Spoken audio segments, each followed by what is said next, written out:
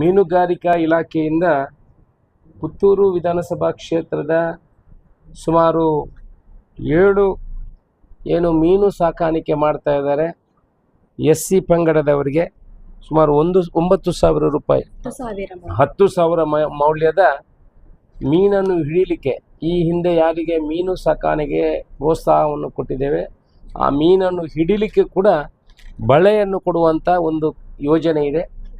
ಆ ಪ್ರಕಾರ ಇವತ್ತು ಸುಮಾರು 7 ಜನರಿಗೆ 10,000 ರೂಪಾಯಿಯ ಮೀನು ಹಿಡಿಯುವ ಬಳೆಯನ್ನು ಕೊಡುವಂಥ ಕೆಲ ಕಾರ್ಯಕ್ರಮವನ್ನು ಮಾಡ್ತಾ ಇದ್ದೇವೆ. ಕರ್ನಾಟಕ ಸರ್ಕಾರ ಎಲ್ಲ ಯೋಜನೆಗಳಿಗೆ ಇವತ್ತು 5 ಗ್ಯಾರಂಟಿಗಳ ಜೊತೆಗೆ SC ST ಅಲ್ಪಸಂಖ್ಯಾತರಿಗೆ ಜನರಲ್ ಪಬ್ಲಿಕ್ಸ್ಗೆ ಯಾರಿಗಿದ್ದಾರೆ ಅವರಿಗೆಲ್ಲ ಕೊಡುವಂಥ ಯೋಜನೆಗಳನ್ನು ಕೊಡುವಂಥ ಸಾರಥಿ ಯೋಜನೆಯಡಿ ಒಂದಷ್ಟು ಜನರಿಗೆ ವಾಹನವನ್ನು ಕೊಡುವಂಥ ಕೆಲಸವನ್ನು ಕೂಡ ಮಾಡ್ತಾ ಇದೆ.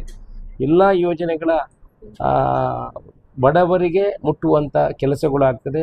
ಗಂಗಾ ಕಲ್ಯಾಣ ಮತ್ತು ಏನು ಕೃಷಿಕರಿಗೆ ಬೋರ್ವೆಲ್ ಕೊಡುವ ಯೋಜನೆಯಲ್ಲಿ ಸುಮಾರು 40 ಜನರಿಗೆ 5 ಲಕ್ಷ ರೂಪಾಯಿಯಲ್ಲಿ ಬೋರ್ವೆಲ್ ಕೊಡುವಂಥ ಕೆಲಸಗಳು ಕೂಡ ಆಗಿದೆ. ಎಲ್ಲ ಕಡೆ ಈಗ ಬೋರ್ವೆಲ್ಗಳನ್ನು ತೆಗಿತಾ ಇದ್ದಾರೆ.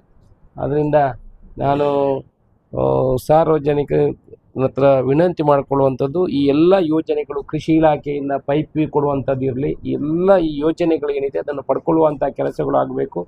ನಮ್ಮ ದಕ್ಷಿಣ ಕನ್ನಡ ಜಿಲ್ಲೆಯಲ್ಲಿ ಇದರ ಅವೇರ್ನೆಸ್ ಕಡಿಮೆ ಇದೆ.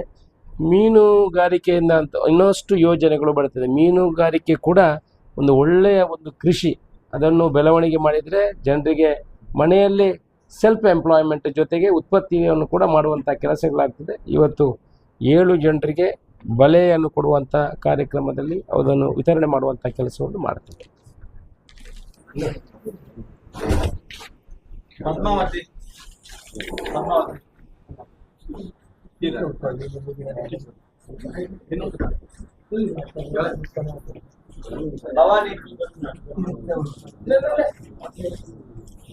ಚಂದ್ರಶೇಖರ್ ಕೃಷ್ಣಪ್ಪ